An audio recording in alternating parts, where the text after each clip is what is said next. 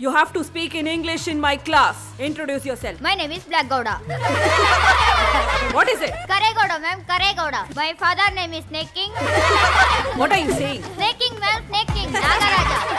ನೋಡಿದ್ರಾ, ಕಾಮಿಡಿಗೆ ಇದು ಓಕೆ. ಅದೇ ರಿಯಲ್ ಲೈಫ್ನಲ್ಲಿ ನಾವು ಕನ್ನಡದಿಂದ ಇಂಗ್ಲೀಷ್ಗೆ ಈ ಥರ ಟ್ರಾನ್ಸ್ಲೇಟ್ ಮಾಡಿದ್ರೆ ಕೇಳೋಕ್ಕೆ ಎಷ್ಟು ವಿಚಿತ್ರವಾಗಿರತ್ತಲ್ವಾ. ಸೊ ನಾನಿವಾಗ ನಿಮಗೆ 3 ಟಿಪ್ಸ್ನ ಕೊಡ್ತೀವಿ, ಇದನ್ನು ಫಾಲೋ ಮಾಡಿ. ಟಿಪ್ ನಂಬರ್ 1, ಪದಗಳನ್ನೆಲ್ಲ ವಾಕ್ಯವನ್ನು ಕಲಿಯಿರಿ. ಅಂದರೆ ಒಂದೊಂದೇ ವರ್ಡ್ ಬದಲು ಕಂಪ್ಲೀಟ್ ಸೆಂಟೆನ್ಸ್ನ ಕಲಿಯೋಕ್ಕೆ ಟ್ರೈ ಮಾಡಿ.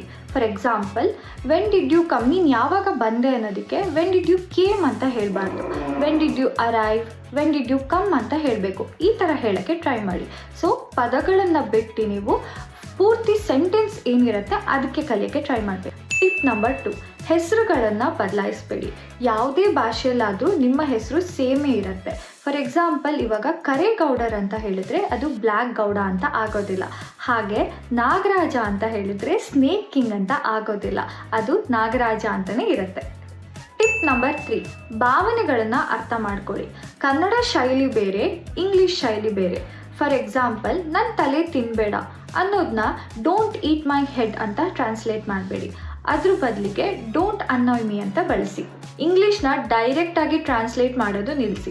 ಈಗಲೇ ಇಂಗ್ಲೀಷ್ ಪಾರ್ಟ್ನರ್ ಕನ್ನಡ ಪೇಜ್ನ ಫಾಲೋ ಮಾಡಿ.